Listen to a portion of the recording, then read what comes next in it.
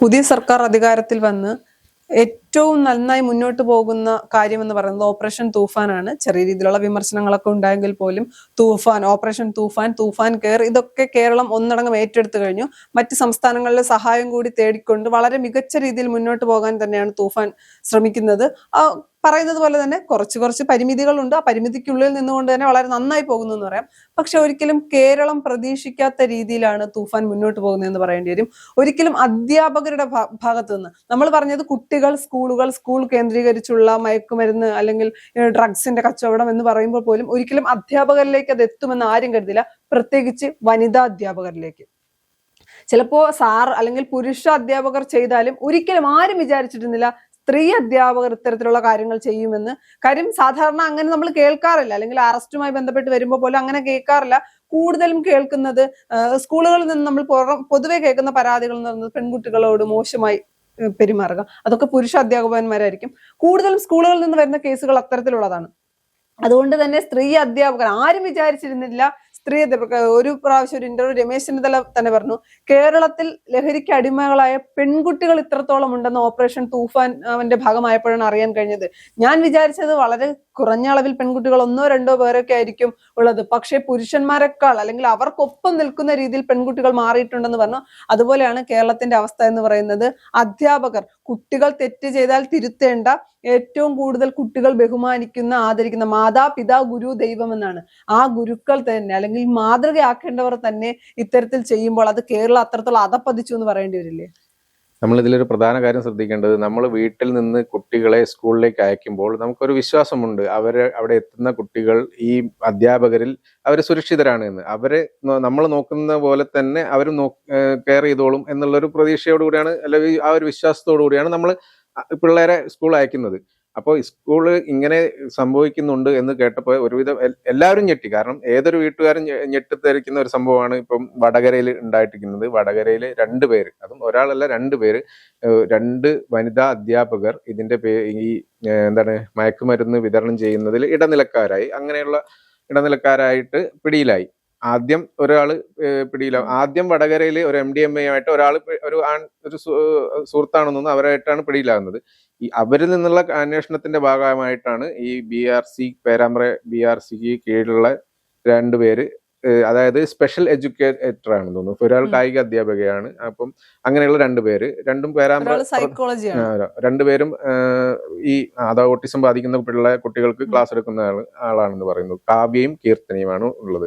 അപ്പൊ ഇവരിൽ 2 പേരും ഇതിലേക്കും അന്വേഷണം എത്തുന്നു. ഈ കീർത്തന എന്ന് പറയുന്ന ലേഡിയിലേക്കാണ്, അധ്യാപകയിലേക്കാണ് ആദ്യം ഈ MDMA പിടിച്ച ആളിൽ നിന്ന് കണക്ഷൻ വരുന്നത്. കാരണം അക്കൗണ്ട് ട്രാൻസ്ഫർ അല്ലെങ്കിൽ ഇവരെ കോണ്ടാക്ട് തമ്മിലുള്ള ഇത് അന്വേഷിച്ചിട്ടാണ് പോലീസ് ഇതിലേക്ക് എത്തുന്നത്.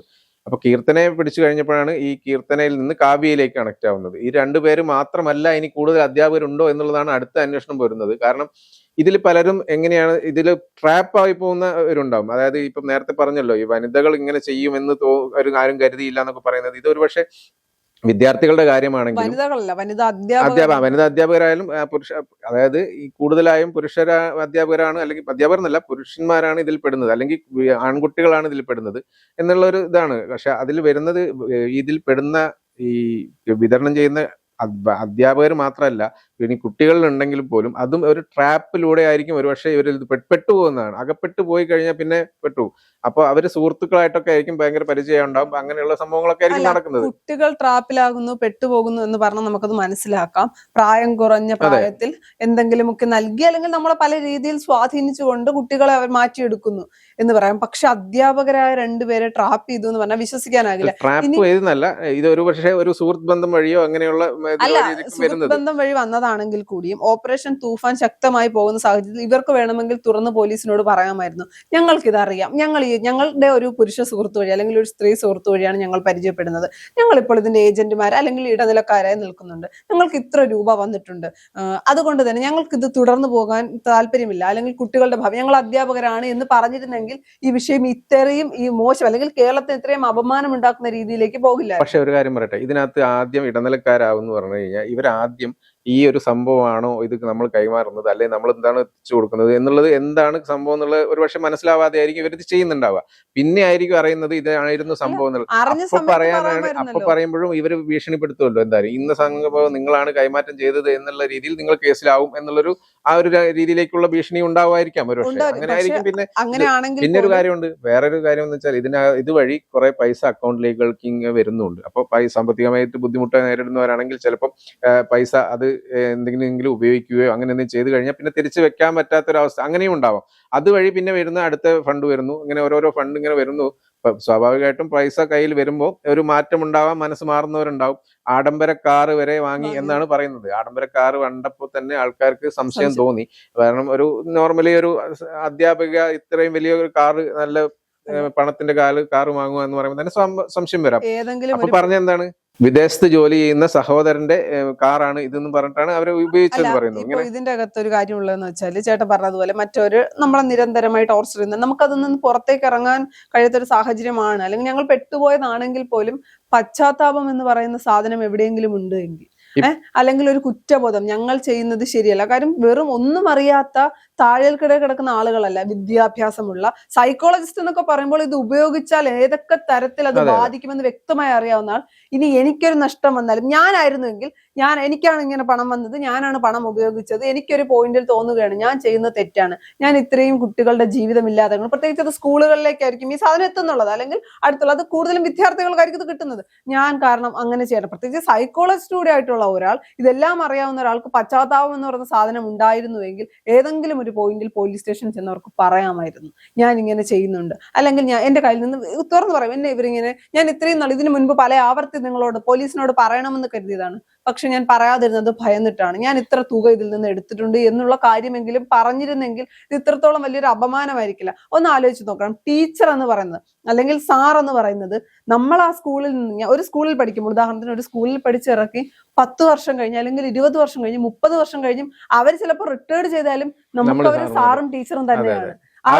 നമ്മൾ അവരെ കാണുമ്പോൾ ആ ഒരു ബഹുമാനം കാണിക്കും. അതുപോലെ തന്നെ നമ്മൾ പഠിക്കുന്ന കാലത്ത് നമ്മൾ ഏറ്റവും കൂടുതൽ നമ്മളെ സ്വാധീനിക്കാൻ കഴിയുന്ന ആളുകൾ എന്ന് പറയുന്നത് അധ്യാപകരാണെന്ന് വിശ്വസിക്കുന്ന ഒരാളാണ് ഞാൻ.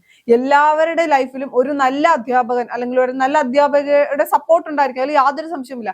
പക്ഷെ ഇത്തരത്തിലുള്ള കേസുകൾ ഉണ്ടാകുമ്പോൾ നല്ലതേത് ചീത്ത ഏത് എന്ന് കുട്ടികൾക്ക് അറിയാതെ വരും. ഇപ്പൊ ഏതെങ്കിലും ഒരു കുട്ടിക്ക് ഒരു അധ്യാപികയെ ഇഷ്ടമല്ല എന്നിരിക്കട്ടെ, എന്തെങ്കിലുമൊക്കെ കാരണം കൊണ്ട്, അവരുടെ മോശ സ്വഭാവം കൊണ്ടല്ല, ഈ കുട്ടി പഠിക്കാൻ കുറച്ച് പിന്നിലേക്കായിരിക്കാം, അല്ലെങ്കിൽ വഴക്ക് പറയുന്നത് കൊണ്ടായിരിക്കാം. അപ്പോൾ ഇഷ്ടമല്ലാതിരിക്കുകയും ഏതെങ്കിലും ഒരു വിഷയത്തിൽ, അല്ലെങ്കിൽ പാരന്റ്സ് പറയുകയാണ് നിന്റെ ടീച്ചർ അല്ലേ എന്ന് പറഞ്ഞാൽ കുട്ടികൾക്ക് ധൈര്യമായി ചോദിക്കാം, ഇവരൊക്കെ കഞ്ചാവ് വിൽക്കുന്നില്ല എന്ന് എന്തുറപ്പാണ് എന്ന് ചോദിക്കാൻ പറ്റുന്ന രീതിയിലേക്ക് രണ്ടുപേർ കൊണ്ട് എത്തിച്ചു. എല്ലാവരുടെയും അല്ലെങ്കിൽ എല്ലാ അധ്യാപകരും മോശക്കാരാണെന്നല്ല, പക്ഷെ ആ ഒരു ലേബലിൽ എത്തിക്കാൻ ഈ രണ്ടുപേർക്ക്. ഇതിലിപ്പം വളരെ ചുരുങ്ങിയ രണ്ടുപേര് മാത്രമാണ് പിടിയിലായത്. ഇത് കേരളത്തിലുടനീളം എത്ര സ്ഥലങ്ങളിൽ എത്ര പേര് എല്ലാവരും അധ്യാപകരും ചെയ്യുന്നല്ല, ഇങ്ങനെയൊക്കെ എന്തൊക്കെ നടക്കുന്നുണ്ട് എന്നുള്ളത് നമുക്കിപ്പോ ഒരു വിവരം കിട്ടിയിട്ടില്ല. ഇങ്ങനെയൊക്കെ ഇനി പലയിടത്തും നടക്കുന്നുണ്ടാവാം എന്ന് നമുക്ക് പറയാം. കാരണം അങ്ങനെയാണ് കാര്യങ്ങൾ പോകുന്നത്. ഇപ്പൊ വിദ്യാഭ്യാസ വകുപ്പും എക്സൈസ് വകുപ്പും പോലീസും എല്ലാം ചേർന്ന് നടത്തിക്കൊണ്ടിരിക്കുന്ന തൂഫാനിന്റെ പല കഥകളും ഇതുപോലെ ഇങ്ങനെ വന്നുകൊണ്ടിരിക്കുന്നുണ്ട്. ഇതിൽ ഇപ്പൊ പുതിയൊരു സംഭവമായിട്ടാണ് ഇത് 2 സ്ത്രീകൾ, ഇതിൽ 2 വനിതാ അധ്യാപകരുണ്ട് എന്ന് പറഞ്ഞപ്പോഴാണ് കേരളം ഞെട്ടിയത് ശരിക്കും പറഞ്ഞാൽ. അപ്പൊ ഇനി എന്തൊക്കെ നടക്കുന്നുണ്ട് എന്നുള്ളതൊന്നും നമുക്ക് അറിയില്ല. കൂടുതൽ തൂഫാൻ അന്വേഷണം വരുന്നതോടുകൂടി, അല്ലെങ്കിൽ അന്വേഷണം തുടരുന്നതോടുകൂടി ഇനിയും എന്തെങ്കിലുമൊക്കെ കാര്യങ്ങളൊക്കെ വരുന്നുണ്ടാവും.